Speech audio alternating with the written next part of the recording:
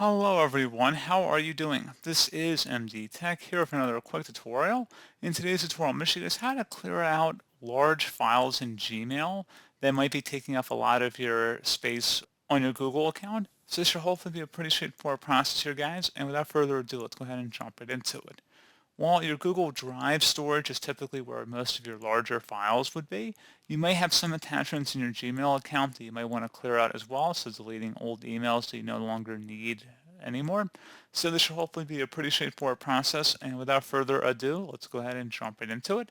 And we're going to start off by selecting inside the search in mail field. Just click inside of there, type in larger, and then an underscore, then, colon, and then type in whatever file size you want to start searching for initially.